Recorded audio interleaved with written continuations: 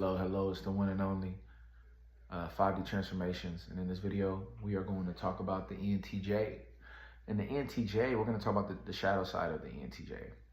And so a big thing when it comes to ENTJs is going to be the lack of feeling. I mean, that's one of the biggest things is they have introverted feelings, so they feel deeply. And that's what people get misconstrued about them a lot, is they think that they're so logical or analytical and uncaring at times. But they do have introverted feeling. They can empathize. They feel deeply. But the problem is they're always going to prioritize what makes the most rational sense over how they feel.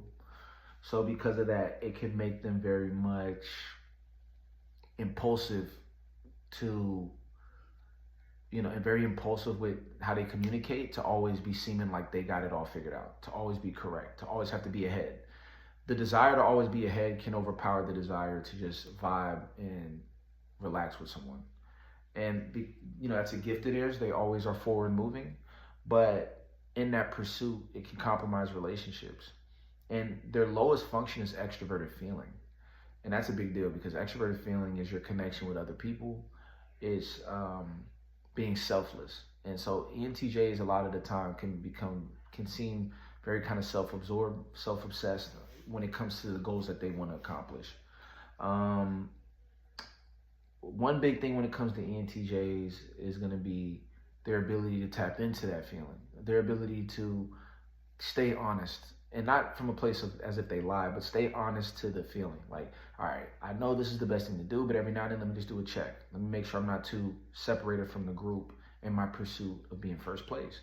ENTJs have that desire to be first place, which makes them very powerful people and great leaders, but they become better leaders when they communicate. Communication is going to be very key, but to be considerate a little bit, that's the hard part for ENTJs as well. So just to kind of give some understanding, they have extroverted thinking as their first function. And that's just, extroverted thinking is being rational. What's going to get us from point A to point B? What do we need to get from point A to point B? And it's all about efficiency. What is the most efficient way to do what we got to do? And introverted intuition is thinking about the next step, the next thing that's like, let's do this, let's do that. So everything is like, all right, what's the most efficient way to do this? What's the most efficient way to do that? And they're just running through things. But with that being said, when that becomes your focus, a lot of the time you're not focused about the environment. You're not focused on how the group is being a part of things. It can become very much like about them. So you want to be aware of that, because ENTJs are at their best when they're able to have good teamwork skills. Okay. Another big thing that's going to be very important is, being able to manage that extroverted sensing that they have. ENTJs, they have a shadow side that can be very kind of physical. When they get upset, it might be hard to manage that extroverted sensing, that force. Introverted sensing is their second to lowest function. And introverted sensing is all about, it's almost like restraint, going back, staying grounded. It's about the body. It's about how you feel. It's about staying in your bubble and making sure your bubble is good. Extroverted sensing is about everything outside of here. So a lot of the time, ENTJs can be very outwardly absorbed, outwardly focused, and not really tap into their inner world. And that's something to be aware of. You don't want to be in a scenario where you're out of touch with yourself, where you're doing things that might not be authentic with yourself because you're so busy just trying to move forward. So it's very important that they manage organization, being grounded, doing practices like stretching or yoga or meditation or walking in the park, having positive activities for them. That's very important. Another thing that's going to be real big, when it comes to the ENTJ dark side, is a lot of the time, when you have extroverted feeling as a low function, you have introverted sensing as a low function, what can happen is you just generally are in a space where you're very much always trying to control the environment. You know what I mean? When you have introverted intuition, especially as your as your second function, it's very much about anticipating what's coming next. And when you're so focused on anticipating what's coming next, you can be in a scenario where you want to control. And that low feeling function of the group and caring not a lot about what the group feels, and then that lack of introverted sensing, which is about grounding yourself and being self-focused, you become very externally focused, where you need to control the group in order to feel good. And that's where ENTJs can have a lot of controlling behavior and tendencies. Especially, you can imagine, ENTJs are considered the types that can produce a lot of money out of all the 16 types. I think they have the highest earning potential in some old graph I saw, so I don't know if it's to this day, but they naturally are the types that can move up the ladder.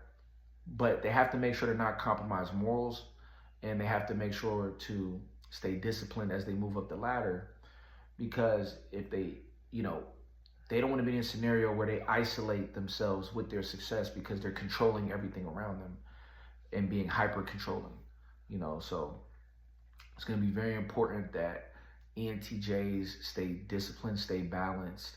And the main way for them, the key for ENTJs to be the best version of themselves, it exists in introverted feeling. You have to use empathy. You have to use that empathy that you have. You have to respect how you feel, because if you don't, that's where a lot of messy situations can happen. I hate to say it, like Diddy is an ENTJ, and you can see when ENTJs go bad, when that shadow side takes over, they can end up in scenarios where a lot of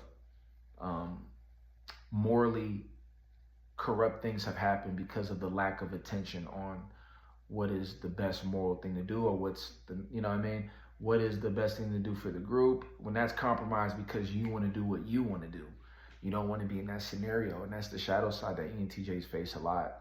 They can really isolate themselves when they get overly cocky. They feel like they know it all. They don't value what the group feels. They look at everyone as lower. Like, that's the ENTJ at their worst, at their very, very worst. But the ENTJ at their best is unstoppable and great leaders. So the goal is for the ENTJ to embrace that natural leadership and say, you know what, I'm going to take the group into account so that we can win. Because what you'll find is, yes, you might be able to win faster, but if you're able to win by bringing the group up with you, that's when you get the highest level of that reward. So that's my message to the ENTJs, man. Just, you got to stay honest, stay connected, stay humble. And that all comes through that introverted feeling. And work on the feeling element, spend time with family, spend time doing things that you might not be the most comfortable doing, just sitting back and relaxing. Like, sometimes ENTJs got to embrace relaxation because they're so busy. They like to work so much. You might need a day to really relax. And I know that ENTJs are like, nah, whatever, but that's true. Balance is key. And balance might not be 50-50. Balance might be 80-20. So that you might, instead of 100% working all the time, you might want to just work 80 and give a little bit of time to relaxing in the family. So that's big. So that's my message for the ENTJ dark side / shadow side. Make sure to get the MBTI course. It's officially out. We talk about every single type. We talk about their hidden power. We talk about their superpower. We talk about what they experience through stress, which is also known as grip.